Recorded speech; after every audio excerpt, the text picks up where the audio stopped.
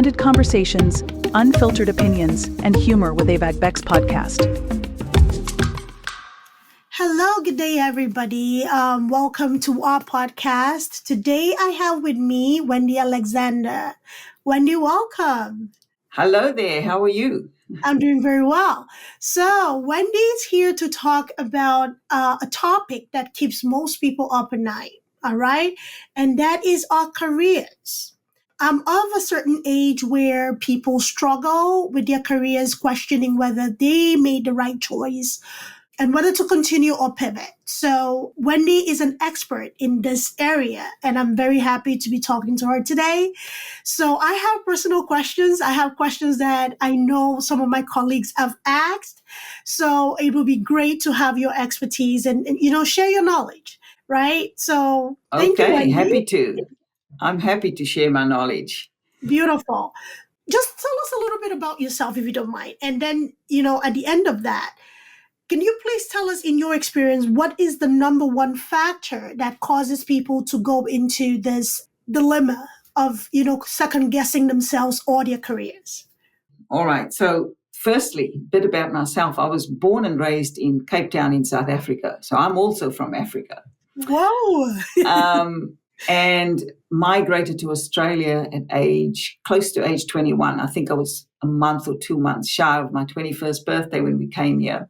Right. So I've seen incredible stuff living in apartheid South Africa as a woman of color.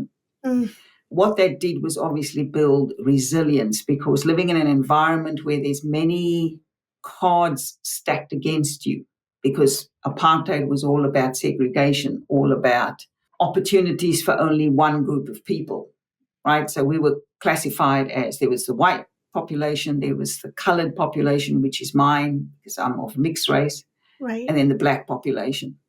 So I think from a young age, there was a lot of resilience built, and my father instilled in all of his kids that we needed to work hard, make sure we got an education, because opportunities were going to be less for us, right? And so I suppose I learned that mindset from a young age that, I had to work twice as hard to get ahead.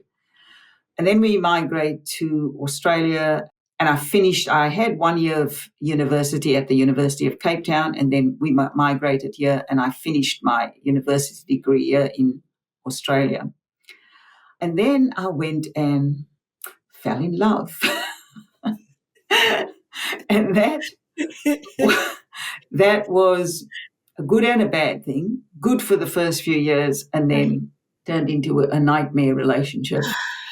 So I ended up at 4 months pregnant, being deserted by my daughter's father, and I had to start again. And that was really, this ties into the career journey, because it was coming out of maternity leave and losing everything I'd worked hard for, because that relationship was had an awful split. He walked away from all the responsibility, and I was left with the financial burden. The house sold at a loss, so there was a massive debt. So I started over. But so it was messy, and it was what I call the rock bottom time of my life. But it also made me realize that, I had a baby, an infant child, and I had to figure it out. So that was the motivation for me to then go, I need to create a better job.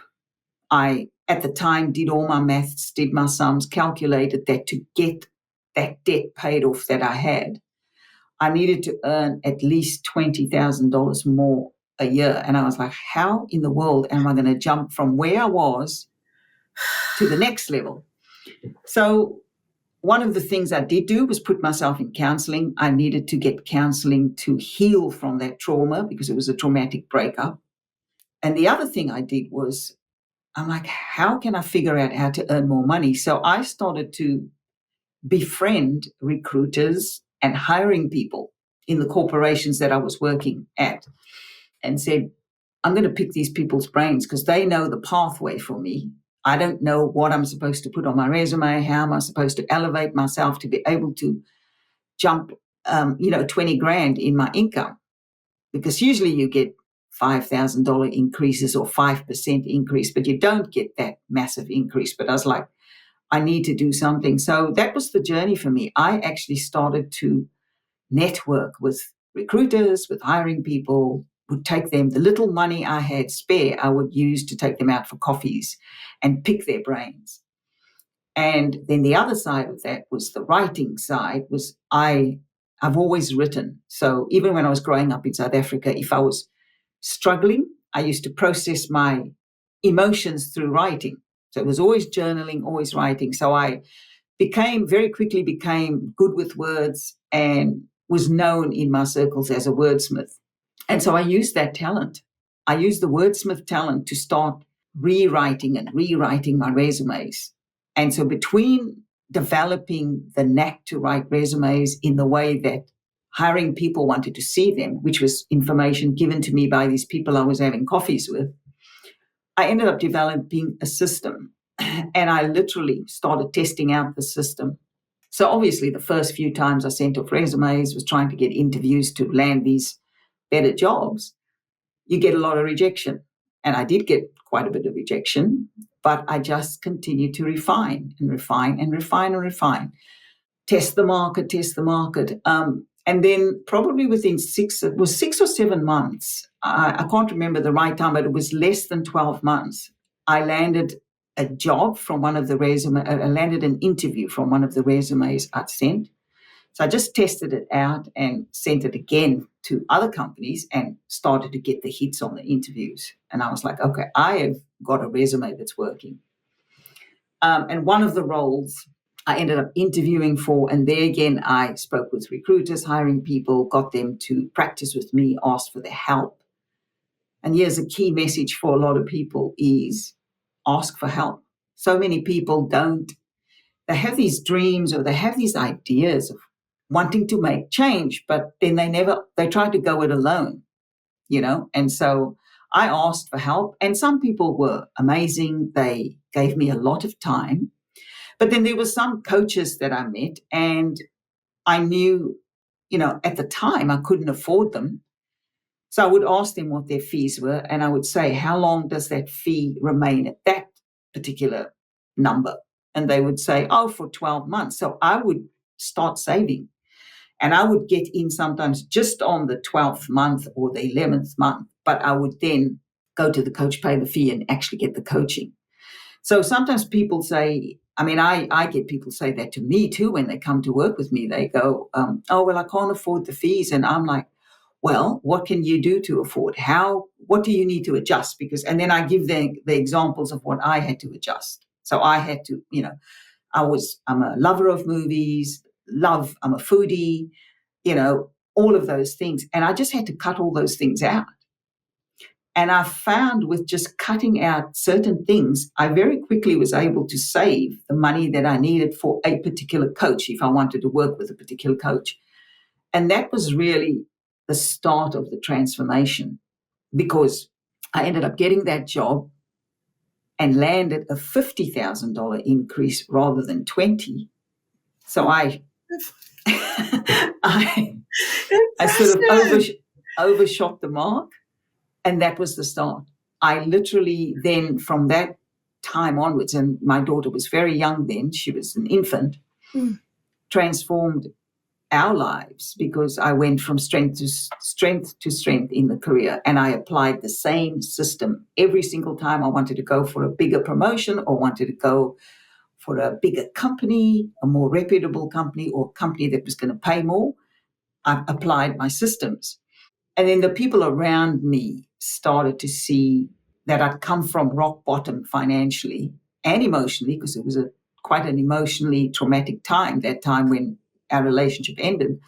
People came to me. They started asking for help. Friends, family, colleagues started asking for help. And before I knew it, I had a side business helping other people with resumes, with LinkedIn profiles, with interview coaching, all of these things. But it was very much a side business for a lot of the time, because I was in corporate for 23 years. So I worked the corporate job, which very quickly became a high-powered job, and coaching people on the side. So I had 2 jobs, a side hustle and my actual corporate job. And that's really the start of the journey for me. This is the start of the journey. And to your point about where people start when they want to make a change, when they're dissatisfied in their career. So a lot of people get dissatisfied. Some people get dissatisfied early in their career. They're in a job for 5, 10 years and they go, this is not me. I'm not using my natural talents.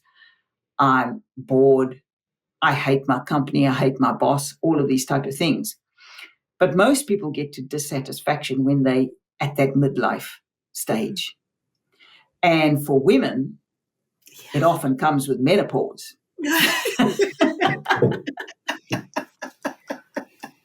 Oh, menopause. It comes with all these bodily changes, hormonal changes. Our tolerance for rubbish is reduced significantly during that time. Yes. And so if you're at the office, you are going to, your body's going through the change. You suffer. Some women, in my case, I had brain fog. There were so many things, so many symptoms I had when I was going through it. And you just go, you know what? I don't want the stress of a corporate job or a job I hate on my shoulders as well. And so that's often when a lot of women make the change. Many women make the change, but also men. I work with men as well. I work a lot with women because that's my heart work, because I've been through the difficult time of menopause and I know what that's like. But I also work with some men who, they've been in the job for years. They're bored to tears. They don't really like it anymore. The kids are grown. They've paid all the school fees and they want to do something different. And so one of the first places I start with people is a process called Mining Your Story. And I actually have that free resource on my website. Nice. Where I take people through going through the patterns of their life, because our patterns show us something about where we need to go. So sometimes you have a pattern. In my case, for example, if I give an example of how to identify your patterns, one of my patterns was always writing through difficult times. So writing and the written word was something that I automatically found myself gravitating towards, right? So I knew that writing was something that brought me joy. When I was really young, when I first developed that love of words, it was because my dad was reading Shakespeare and novels and things like that to me. And I said to him, I want to be that. Whatever that is that produces these words in these stories, that's what I want to be. And I was only 6 years old. I was young. But it never shifted. The love of the written word never shifted. And so from wanting to be a novelist at age 6, and obviously you're told along the way, one of the things I was told was that writing will never make you money, right? So you get dreams smacked out of you really quickly. Right. Right. They never made J.K. Rowling because she's made millions. That's right. That's right. I mean, I love her. I love the Harry Potter series. I love it for the fact that she stuck with it. That she stuck with it through all the rejection. Yes. And that she knew it was what she was supposed to do. She did a lot of other things along the way to make money, but stuck with the written, with her passion for writing. And so that's what I try and identify with people that I work with, is like, what is the thread? Because there's always a thread or 2 or 3 threads that weave its way through your life. Stuff that people come to you for advice, that you automatically are able to give advice on, stuff that you have a natural talent for, right? And these things are all clues in that map of mining your story. And I call it mining your story because what we do is we dig through your story for your gold nuggets, because everyone's got the gold nuggets. A lot of them, people just don't know it. Once we learn to identify the gold nuggets, then I help the people I work with shape it up into saleable commodities. Okay, what is it about your talent that we can package up and sell? And it all comes back to a lot of transferable skills. So we're looking at leadership skills, at collaboration skills, at building people. Like some people have a natural ability to build other people up. So they belong in companies where that type of leadership is required. You don't necessarily have to have full on job specific skills, but if you've got that natural leadership skills, that natural ability to uplift people, a great way of listening to people and getting the best out of them, then you belong in the corporations that thrive in that space and that are looking for those type of people. When I was in corporate, I was in technology and project management, but I'm not a techie at all. I hate technology. I'm very bad with technology. So but how I did you knew get in? So I just applied one day for a role. It was a project management role, and it was a trainee project management role. So I was like, okay, that means they're going to train me. But I did have leadership qualities in help desk support, in customer service, in the banking industry, and all of that. And when I was interviewing, I kept zoning in on that ability to lead people, even though I didn't have the required skills. But also I kept reminding them that they'd advertised the role as a trainee project management. So my expectation was that I was going to be trained in the role. And maybe it was being confident like that, or being empowered and challenging the interviewers as well. They ended up giving me the job. And that's actually where I started. And I got a lot of my PM training on the job, But one of the things the managers or the bosses noticed really early was that I did have an ability to get the best out of people. So I ended up being put in leadership roles, and I just had all the subject matter experts, like the techie gurus around me. So I was able to translate. And that was the other thing, being able to translate tech language into layperson's language. That's where my written skill came in. And my bosses and my managers and CEOs saw that I had an ability to communicate and translate difficult terms into simple terms. So in the end, I was doing a lot of writing in corporate, which I loved because I was getting to use my words, and I was leading people. And all the technology and the projects that we were delivering, that was being delivered by the experts. I was coordinating them and managing them, but they were the ones with the actual expertise. And this is where I try and encourage people to understand that you don't have to have all of the skills. But if you know how to lead people, you know how to get the best out of people, then you can move into those roles and leave the developers, the software developers and the testers and the analysts to do what they do best. Because they're usually people that don't like all that people management stuff. They like to sit in their corner. They're not good at it. No, they're not. They just don't have people skills. I've seen that a lot. Anybody on dev, they're just not people. Give them a computer system, they'll work magic. But when it comes to managing people, dealing with people, talking to people, it's just not an area that is natural for them. That's right. So you end up working for people like me and you, that like managing people, right. That like leading people, and that also have, even if I don't understand a concept, I know that I can hear someone, and I often will say to them, okay, talk to me like I'm a 5-year-old. Mm. And then the moment they start explaining to me in those simple terms, I can then translate it for the rest of the company or the rest of the team. So I often use that phrase to people, talk to me like I'm a 5-year-old, or talk to me like I'm an 8-year-old. And that immediately tells them they have to get rid of all the techie jargon, and they have to speak to me in a language that is simple. And most of them love it. They may not be persons, but they love to be able to explain their concepts in a way that can be understood. And so, it goes for, sorry to interrupt you. It goes for everything. Problem. If you're passionate about something, there's just something about, sharing your passion with somebody, right? What you just said, talk to me as a 5-year-old.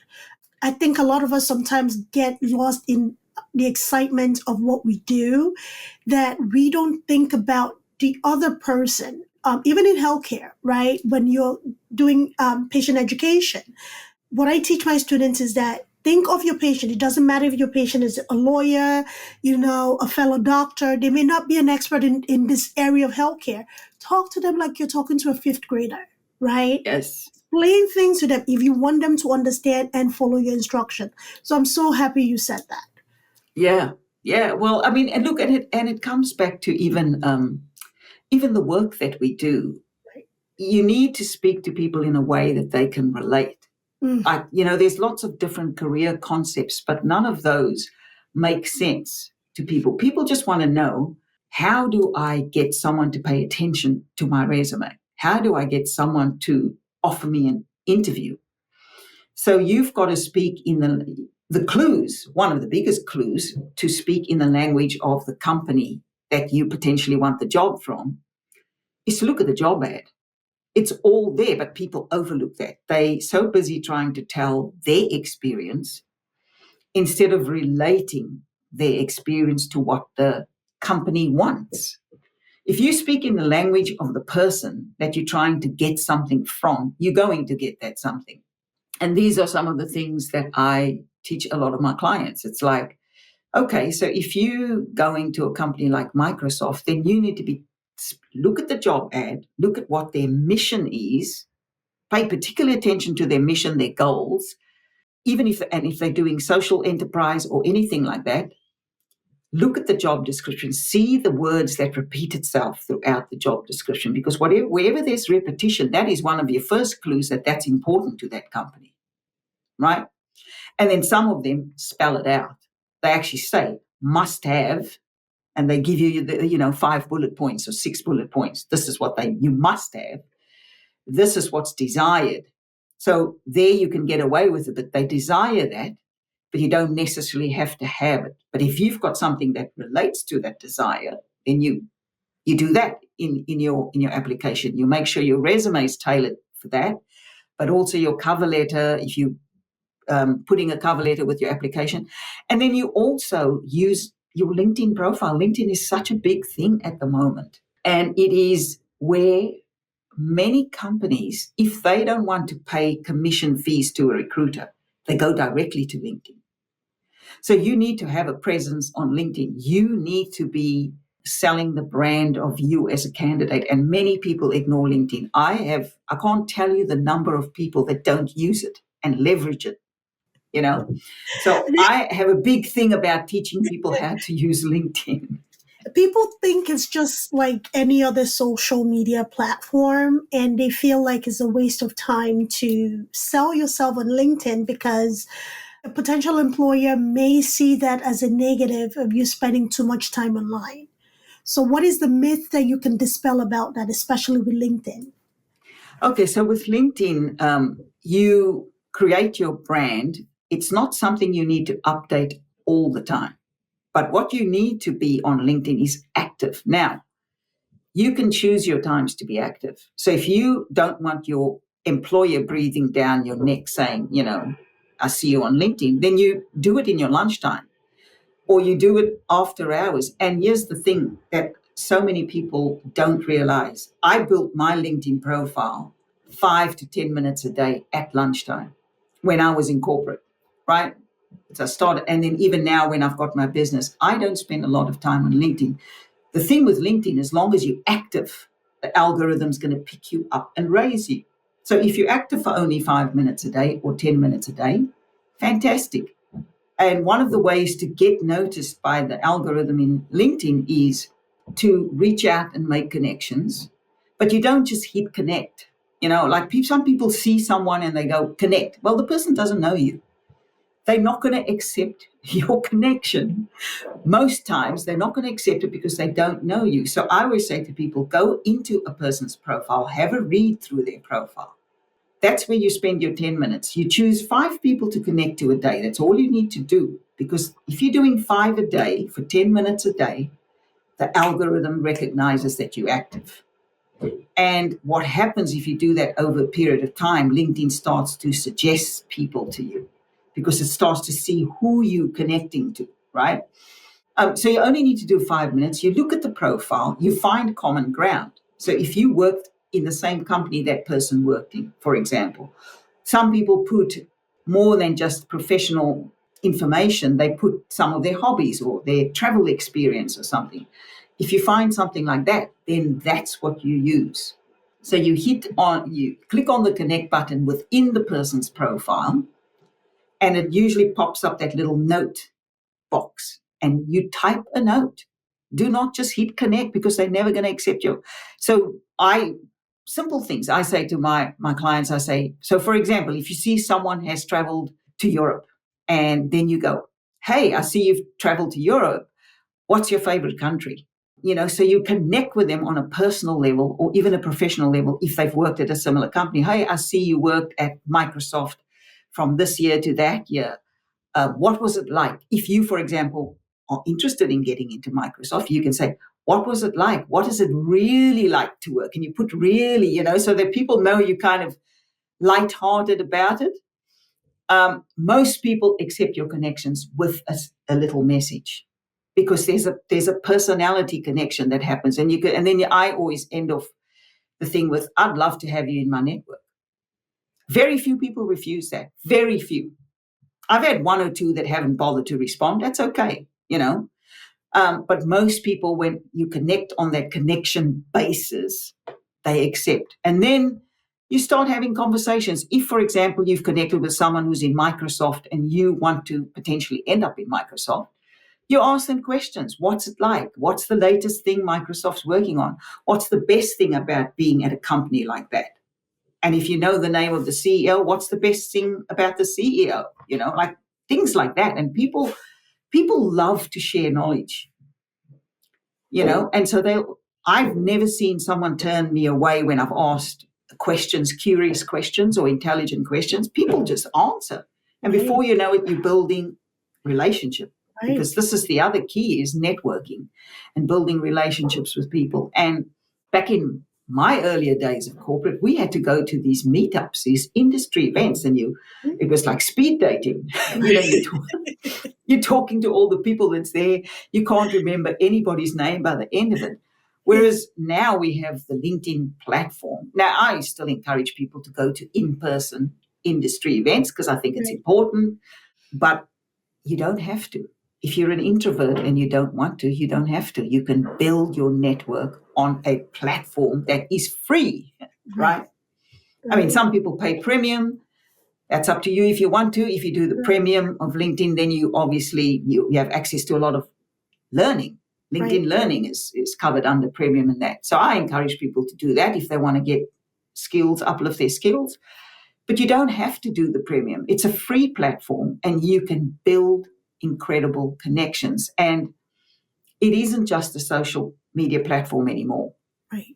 It is where people go for good candidates. They go and check you out on LinkedIn. And here's one of the things, a lot of the corporate companies I've worked with in the last years, the bosses, they tell me, if people can't be bothered really having a great presence on LinkedIn, rightly or wrongly, they interpret that as you don't care that much about your career. Right. So if you don't care that much about your career, why is someone going to hire you? Right? Sure. And so that's one of the myths. It is not just a social media platform. It is something that if you do it the right way, you can really leverage it to work in your favor. I love it. And so I encourage people, go there. Make it happen.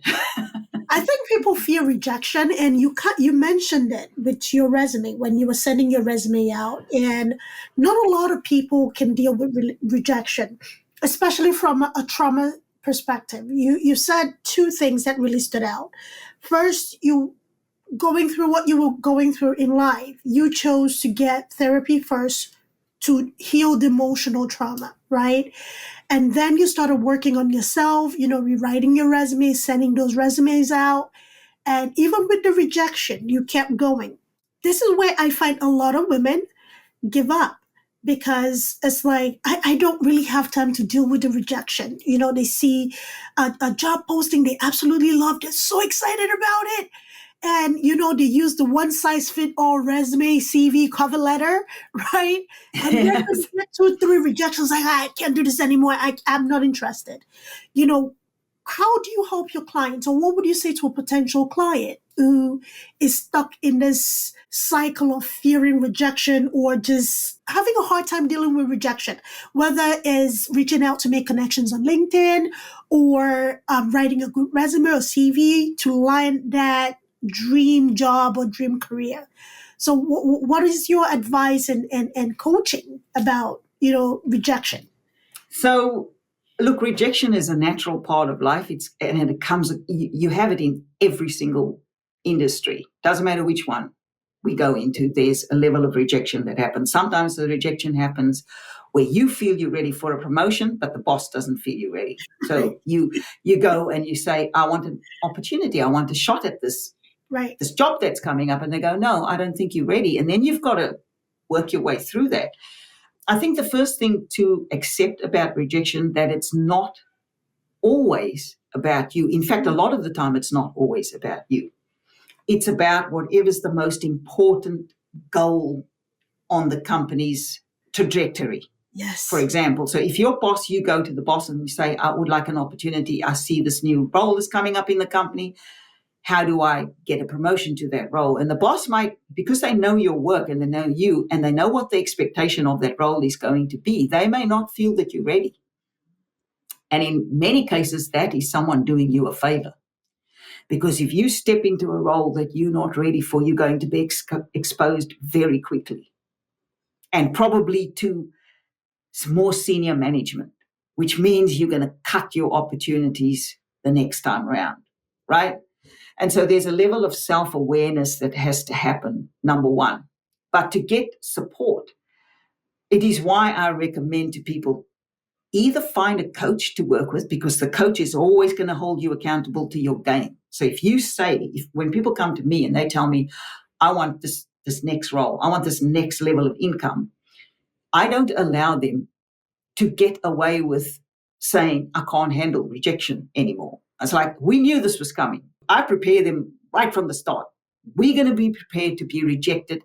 We may not get all the interviews that we want. We may go and interview for 5 jobs and get no offers. Or we may go interview for 5 jobs and get 3 offers. Now we have to work through which one's the best one, right? Because it's always little challenges that you've got to work through when you're going through anything in life, including your career growth. And so it's important to have an accountability partner. Now, if you don't feel ready for or can't afford a career coach, then find a good friend or a partner or a colleague. But you need to be very clear about what you need from them. And you need to have the conversation. Probably one of your first conversations needs to be, "Don't let me excuse myself from my success." So that's the promise. You make it's a golden handshake that happens between you and whoever you choose to be your accountability partner. Right. Because you are going to hit the difficult times. And the accountability partner is there to listen to you, have that meltdown moment, because we're going to have them. But then their job, because you've had the golden handshake between the two of you of the promise, the next step is to get you out of that and go, "No, I know you're feeling rejected. We're going to have some ice cream. We're going to the movies. I love but it. from tomorrow onwards, next company. That's it.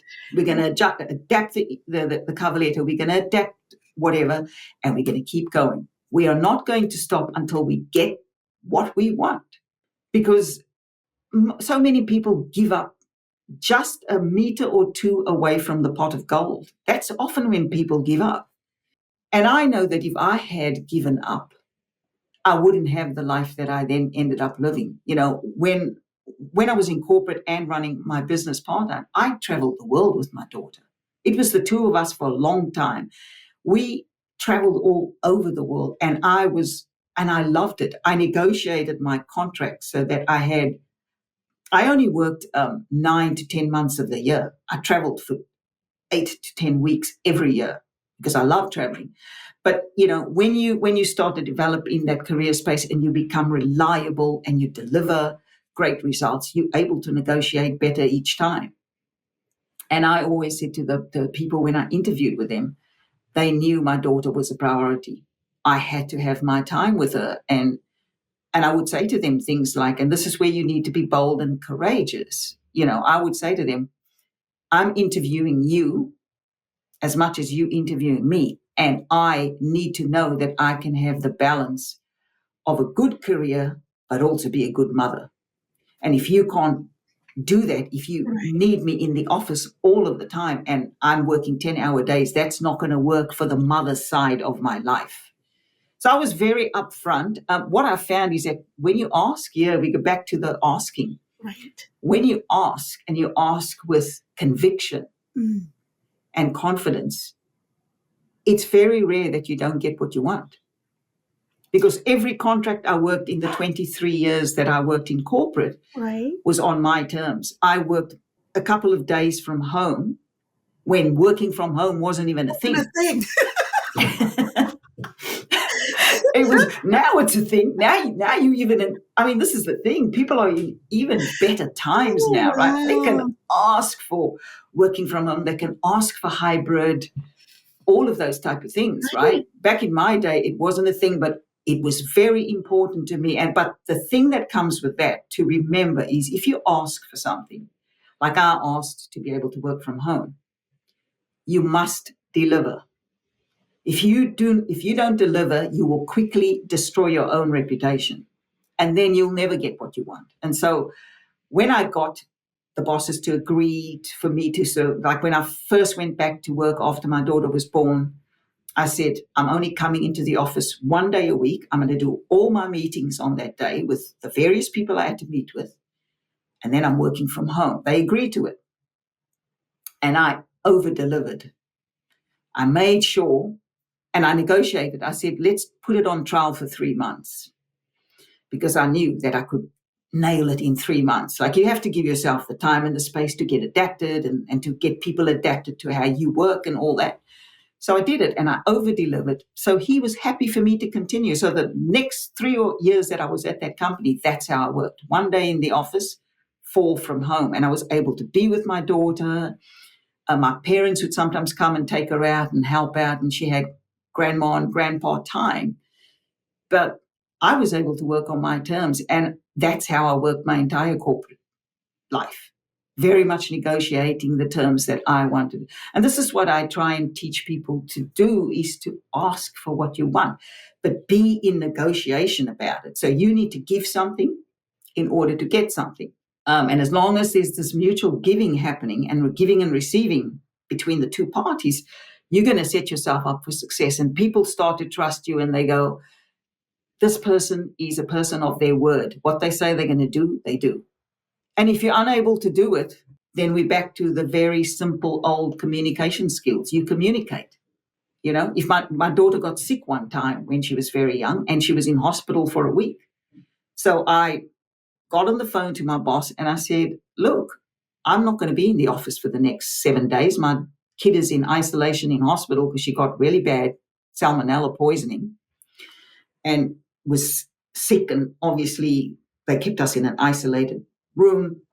But because she was a young baby, she was, probably about 18 months old. They had to watch her very carefully that she didn't get dehydrated and all that. So I'm in the hospital. And I think the first 3 days, I just said to him, I'm not working, I'm not doing anything. But then as she settled down, I was really there to just keep an eye on her. So I would sit near her hospital bed and be on my laptop. And so they realized that I was always going to be finding a way to cooperate and to get things done, even when my daughter was sick. The first 3 days, no, because she was too ill and I was too terrified and I couldn't concentrate or anything like that. But once she came through the worst of it and they were just sort of monitoring her and I was there to be the comfort, I had a little bed next to her little bed.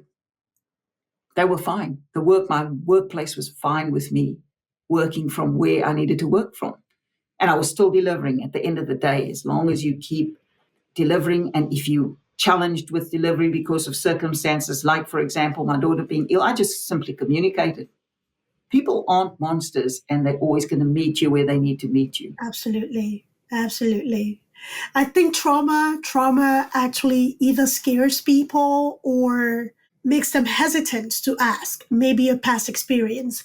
Which brings me to my next question, and is something that you've actually talked about, is that be bold enough to ask, be bold enough to negotiate, right? Be bold enough to speak up.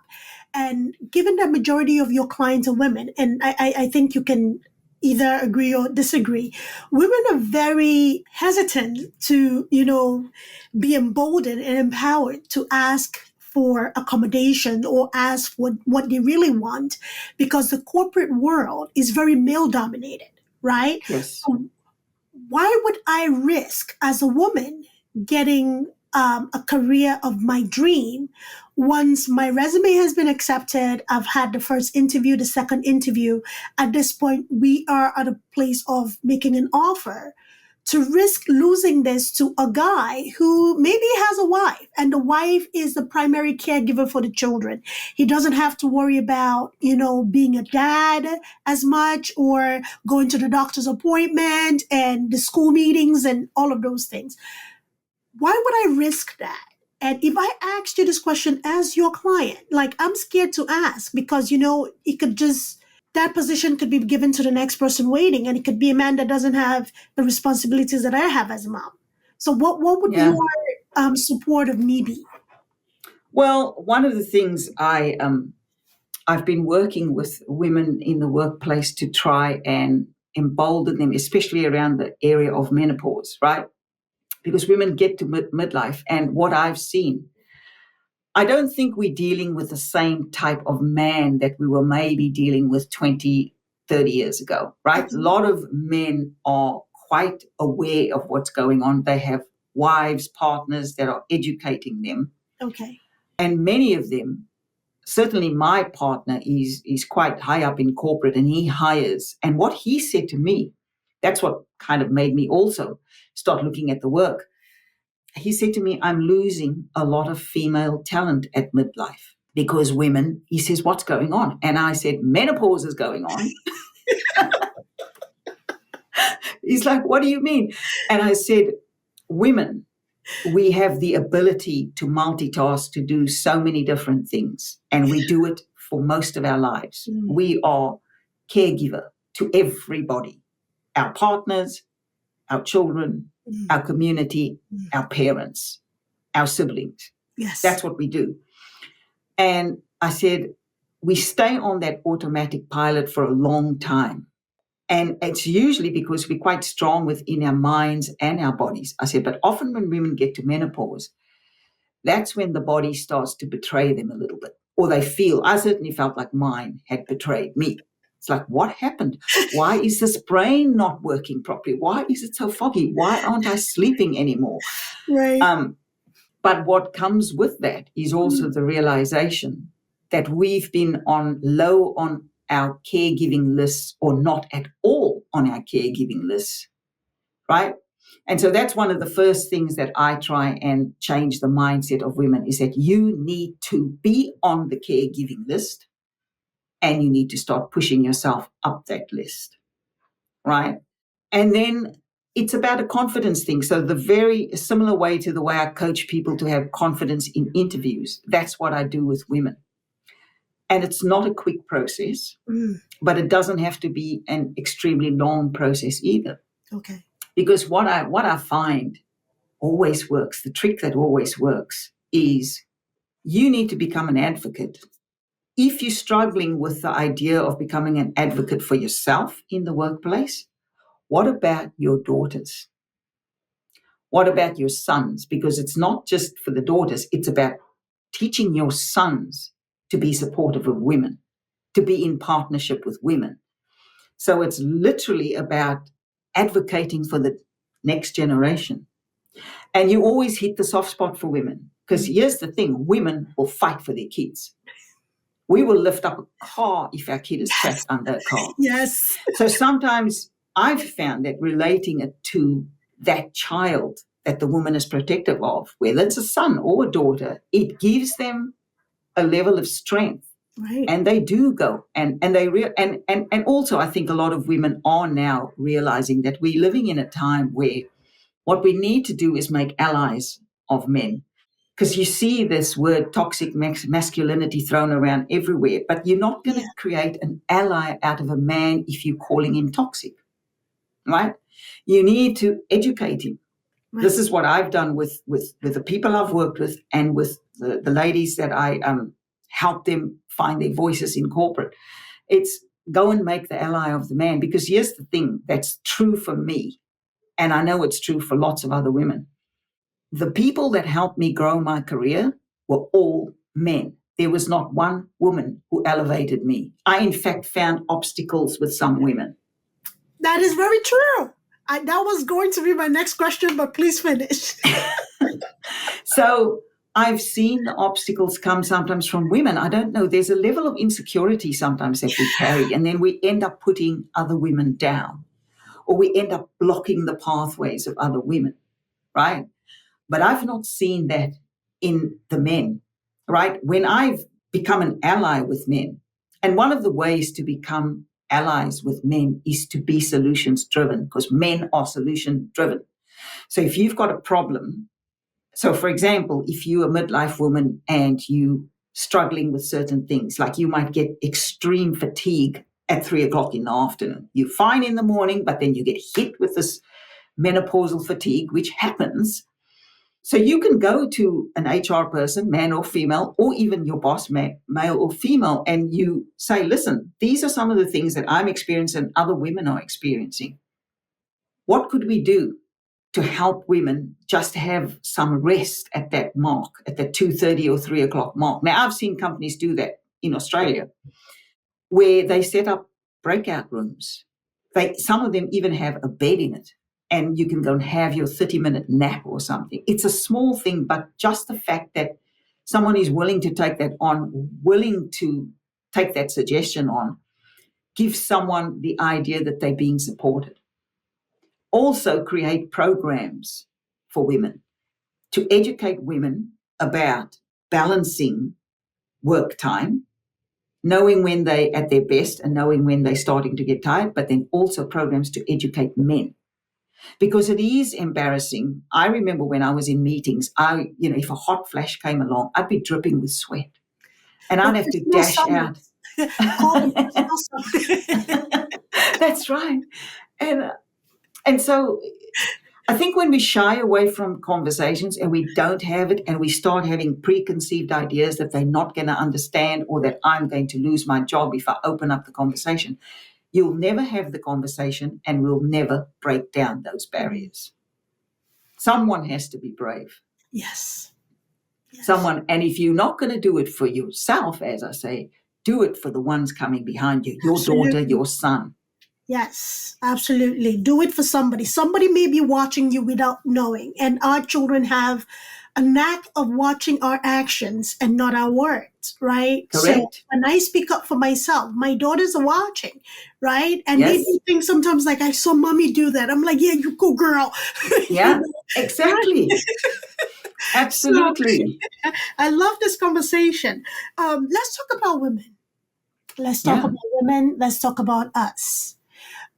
In my experience, I have had a few not so great experiences with women leaders who either are very clique-minded, okay, and it clouds the effectiveness of a great worker, or you mentioned earlier insecurities, whatever it could be, okay, whether it's education or recognition or work ethic or just generally being likable, right? Yes. Generally just being a likable individual. They become these gatekeepers, they become this hindrance, or for lack of a better word, henchmen, right? To a woman progressing in their career. What advice would you have for both the women who may feel it's their sole responsibility to hinder somebody else's growth, or the person who experiences this?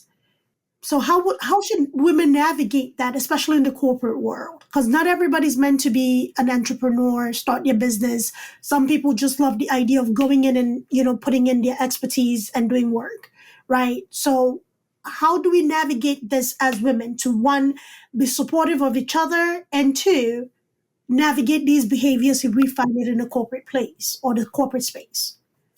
Okay, so if you encounter a bullying kind of behavior, Right. from male or female, then Right. you go through your channels. So you need to, I would take it up with the person first. Like, you always give someone an opportunity to change their behavior, right? Because going to HR or going to the next level up management is going to make that relationship worse. So always give someone, and yeah, again, it's going to require a level of boldness, a level of courage to go and have the conversation and say, and it's important not to be accusatory, right? But to actually approach them with potentially a message, something like, I'm noticing that you appear to be having a go at me all the time. And I'm wondering if there's something that I've done that's causing this, or if there's some area that I need to uplift to get better, for us to get past this obstacle, because we women in the workforce, and we have quite a number of things stacked against us already. So we may as well go forward supporting one another. How can I support you in whatever it is you need done that you don't think I'm doing? Right? So often that is a conversation that goes quite well, because a lot of the time an insecure woman isn't really recognizing that she's paying out on another woman, right? But when it's brought to attention, a self-aware leader is going to take that on board and do something about it. Some people aren't that way, and they just mean-spirited in nature. Dark. And I'm telling you, if you encounter that, then you have to be the person that's powerful enough to set a boundary, because you'll never be respected if you don't set a boundary. And if setting a boundary means you have to go above that person's head, if you see that they're not changing their behavior, then that's what you do, and sometimes you have to get HR involved. Human resources representative has to come and mediate, Now, that often does leave a darkness over the working relationship for a while, but you still need to show your strength, and that you aren't going to be someone that's going to be bullied by anyone, male or female, and that you have boundaries, and that you have respect for yourself, and that you value yourself, because people only ultimately value and respect you when you do that for yourself. And that comes with, hold up, here's my boundary, and I'm not going to allow you to cross it. I mean, obviously, if the thing, it remains, if it's not tenuous anymore, then my recommendation is get out of there, because you don't want your mental health to be affected. Absolutely. I absolutely agree with that, because a lot of careers, or a lot of jobs, not careers, a lot of jobs are not worth your mental health or your health in general, right? Correct. And some of the times, like, you can see the writing on the wall. Somebody said to me, in a very toxic place that I worked, and she said to me, the one thing about you is that, it doesn't matter what we say, you are good with reading between the lines. Even between the lines. I said, yes. And when you notice, this is for everybody listening, when you're not getting anywhere, when people are connected deeper than the surface, right? When the bully is being backed. If you feel that way, please, it's okay. Even if that was your dream job, even if this was your dream career, please get out. Your family loves you. Your friends love you. We want you to have longevity. We want your mental health to be intact. Please, please, please listen to Wendy. Wendy doesn't move it. Get out. Yeah, get out. And remember that if you're being bullied in any company, that is not your dream job. Absolutely. Even if you think it is, even if it's a prestigious company, even if it's Google or any of these prestigious companies, if you're being bullied, that is not your dream company. That is not your dream job. Because your dream job is where you are supported and you're encouraged to grow. Yes. And develop. That's the dream job. And we don't get full work-life balance. That doesn't actually exist. People talk about work-life balance all the time, but it doesn't. But you get a reasonable balance. Yes. You know when you're required to be there 10 hours a day because you're delivering a project that's got a deadline. Mm-hmm. And you know when there's leeway for you to have time off because it's a quiet time. So it's a case of balancing everything out in the end. But you're never going to get perfect work-life balance. It doesn't exist. No, it doesn't. Give or take. It becomes a give or take. If you're in a give or take environment where sometimes you've got to work longer hours, but then other times you can take some time off to be with the family, well, that's a great culture. That's a great work culture. It is. It is. And a great company will actually recognize when you go that extra step to get things done in time. And you will be, it doesn't have to be a tangible appreciation, just a thank you, an email, great job on this. It goes along. I love it. So being that we're both African women, okay, I want to touch on this a little bit because culturally, as women, we don't have the same, I would say, access in the corporate world. If we want to talk about the African continent, it has changed a lot, okay? It has, we're moving in the right direction.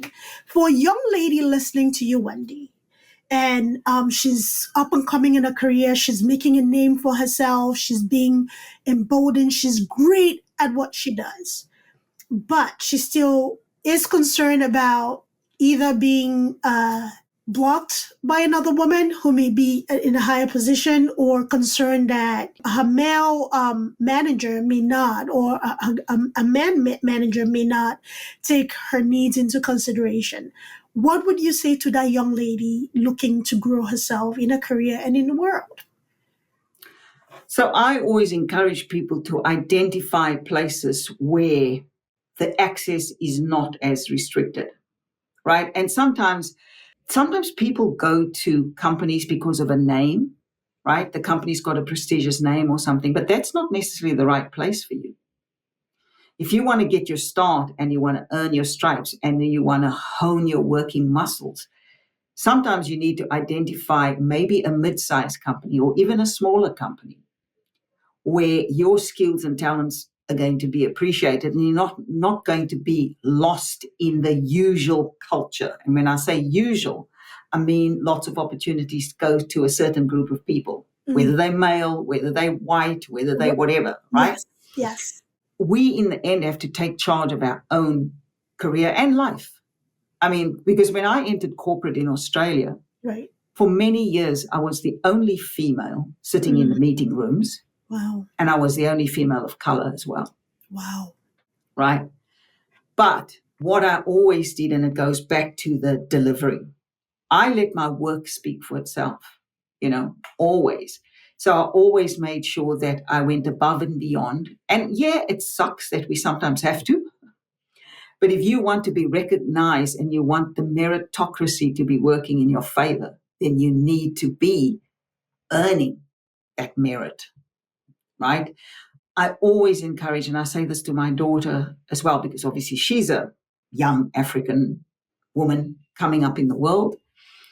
And I say to her, don't ever feel like you owed something. And don't ever walk into a workplace or any place feeling like you're a victim. Never stand in that space of victimhood. Stand in a space of power. Show them who you are. Show them who you are as a strong woman, right, as a competent woman, as a curious woman, because curiosity is an incredible thing. I've seen it work miracles in workplaces. Yes. Someone just being curious about how a company works, how people work, wanting to know more, and showing that. People notice that. They notice that. And those, in today's world, that is in fact what's being rewarded more than anything, is curiosity. People showing curiosity and wanting to learn and grow. And so you always need to be operating from the merit space rather than, yes, we, as African women, there's a history. There's a big history. There's a history of slavery. There's a history of apartheid for me. Right. All of those things, right? But don't let that define you. Colonization for me, yeah. Yeah, don't let it define you. Know who you are. You come from a line of warrior women. Never forget that. We come from warriors, Yes, right? we do. Yes. We come from the oldest civilizations Right. in the world. Right. Our music, our food, our culture has been here long before any others. Mhm. So be proud of that. Yes. Yes. And so I encourage people to leave any kind of victim mentality, because it will always hold you back. It It will. will always hold you back. Leave it behind you and go, what am I good at? What do I really want to do? Where can I do this to the best of my ability? And that might take a little bit of research and exploration on your part, but it's worth identifying your place in the world, or your places. Sometimes you work for more than one company throughout your career, but always move to the ones where you feel like you can contribute, like you can bring your culture, your heritage, your experience, your curiosity, and contribute something. Absolutely. Absolutely. Go where you're celebrated. Go where you're celebrated. You can do this. Exactly. You got this. So, to wrap up this incredible conversation, you mentioned something earlier, and it stuck with me because I have these conversations with a lot of my colleagues in the nursing and also the medical, even medical doctors. I have this conversation with them, and even with people who have done well for themselves. They have all these accolades, their names are easily recognized. Whenever the conversation comes up about, like, you would really be great at this, it's like, you know what, I've always wanted to do that. It's like, why don't you do it? It's like, I don't know. I don't know if, anybody would take a chance, right? And you mentioned something, being confident that somebody wants to hear from you. What would you tell everybody who's listening, man, woman, child? Listen, how do you have that confidence in being sellable? Believing in your sellability, right? It's like every muscle that gets built. It is not necessarily something we're born with, or in fact, I think kids are born confident. They're born open. They're not born with racist issues or anything like that, right? But it gets beaten into them. They see the environment around them and so on and so on. And so if you want to rebuild it, then like anything, it's like if you're going to the gym. If you decide you want to train because you want to be strong and healthy and you want to have reasonable six pack or whatever, you're not going to do it by dreaming about it. You actually have to go to the gym. There is no getting around it, right? It's not about I'm going to sit here and think about the gym. It's about I actually have to get up and drive to the gym or walk to the gym and do my daily exercise or my every second day exercise. And it's the same with confidence. You need to practice. It's about, even if you're terrified to speak in a meeting at work, if you see something and you've got a valuable idea to contribute, then contribute that idea. If you don't have a valuable idea to contribute, but you have a question, don't be afraid to ask the question, because sometimes the valuable ideas come from the questioning. And it is a matter of putting yourself in situations where you're speaking up for yourself in big and small ways. And the more you do it, the more you build the muscle of confidence. Because I can tell you, when I started out in the career space, when I landed that big 50, I was battered in my confidence because I had lost a relationship. I had lost a home. In my head, I was like, how did a smart, intelligent woman end up here? So confidence was in the toilet. But I was like, there again, there's always another motivation factor. For me, it was my daughter. I was like, I've got this young baby and she's a girl. And I need to show this little girl what strength looks like, what resilience looks like, what getting up from rock bottom looks like. Because I definitely didn't want that for her. And so sometimes it's just about connecting to a different motivating factor. Sometimes the motivating factor is outside of you. For me, it was my daughter, until I was able to build my own muscle. There's always a why. There's always a reason. Right. And you just need to identify yours. So good. So good. And I cannot, words fail me. I cannot agree more, because a lot of the times because life is going to batter you. Life is life. Life is going to life regardless. And it often takes the extrinsic factor to motivate you to go, for what you're fully capable of. And a lot of those times, our children are just exactly those weapons that we need to say, you know what? I've got to get up and get this thing done. Right? Yes. So Yes. look around you, whoever that is, can be your mother, your sister, your brother, your children are a big factor, huge factor. Reach in for that strength outside, coupled with your inner strength. It does not happen overnight. Wendy said it, and she said it a few times, right? It does not happen overnight. So look for a mentor or career coach. So when it comes to career coaching, I know I said that was the last question, but wrapping it up with this one. I've gone through and worked with a lot of coaches on different fronts. And some coaches I've recognized absolutely this is the person for me because they spare time, they're knowledgeable, and they actually care. And the coaches that I'm like, okay, it was just about paying my fees. Got it. Okay, well, good. What advice would you have for somebody who is questioning whether a coach is right for them or not?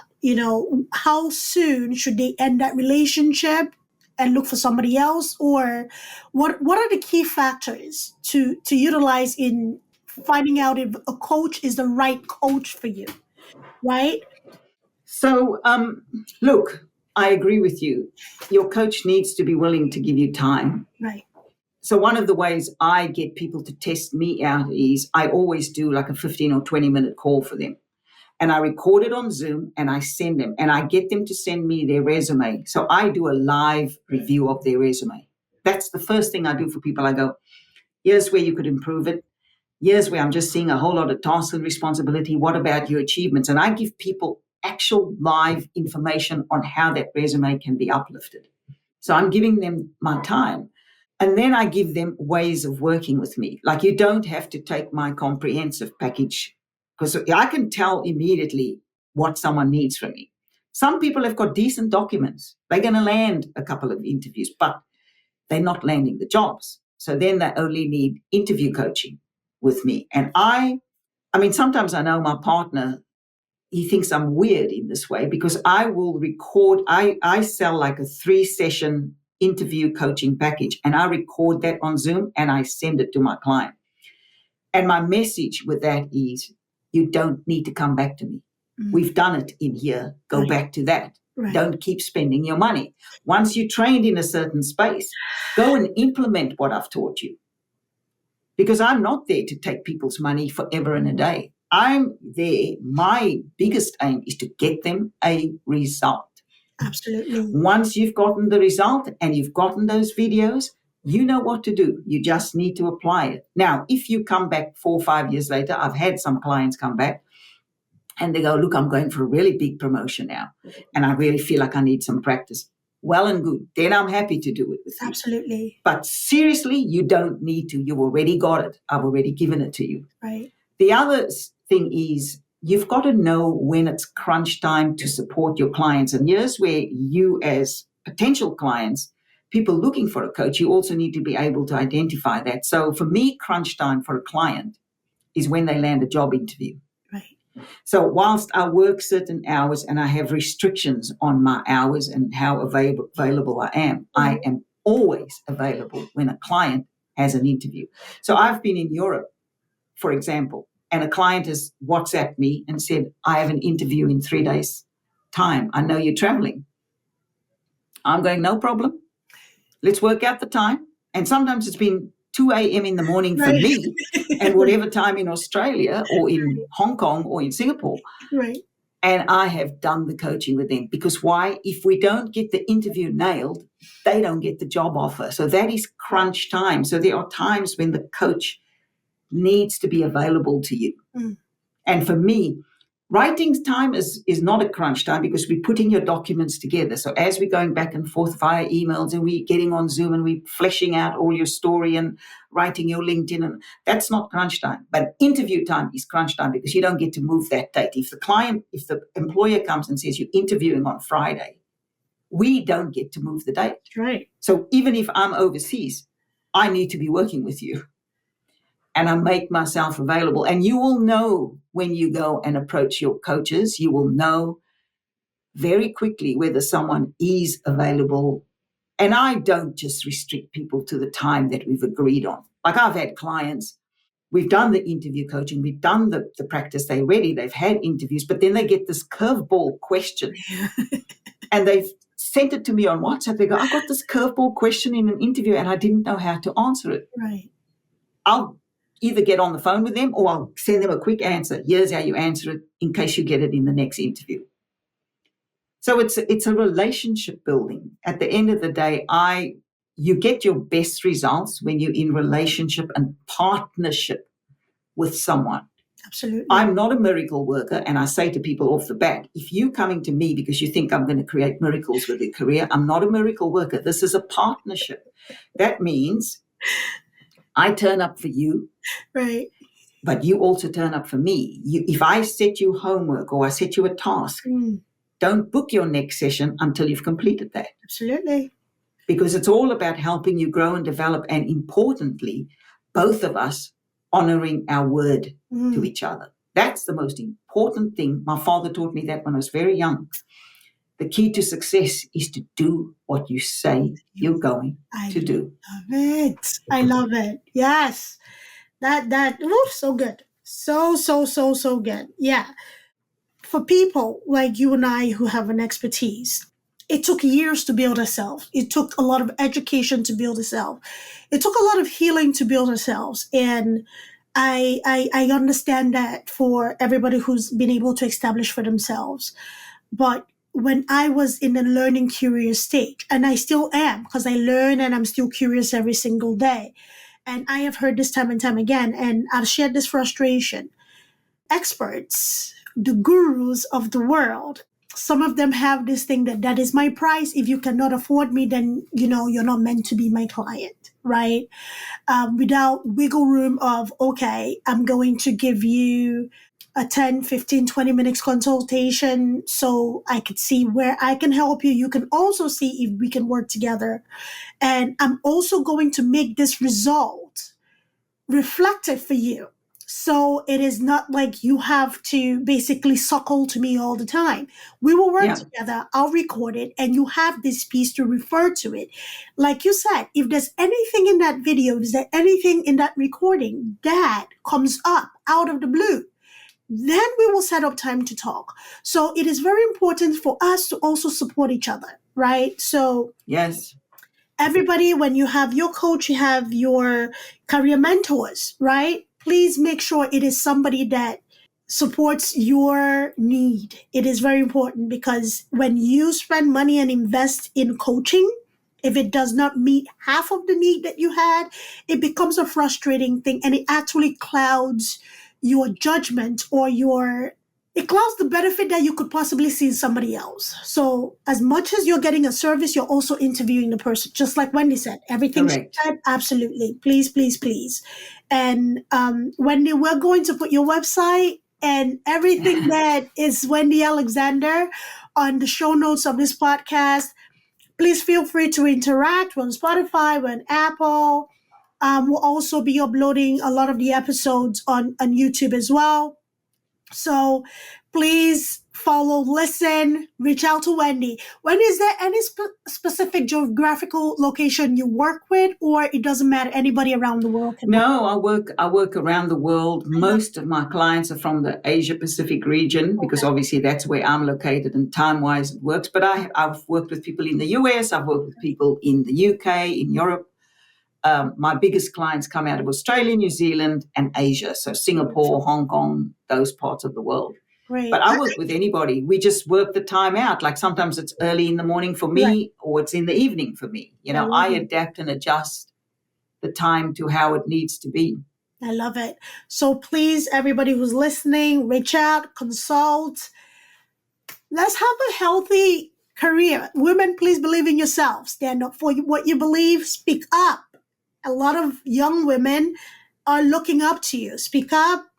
Do what you say you're going to do. Show up. Be your best self. Be a result-driven individual. and everything else is going to fall. Okay. And if you're stressed out at that workplace, it is not your dream job. Wendy said it. I didn't say it. That's right. It's not your dream job. It's not. It's really not. So it doesn't matter how close it is to your house, the children's school. It's something else. Please. All right. Yes. Learn to see the signs and move. Wendy, it was so great talking to you. You too. We have hopefully another session planned, but I would love for the people to hear from you again. All right. Absolutely. I'd love to come back. It's been wonderful. Thank you, Wendy. All right. Bye, everybody. Bye-bye.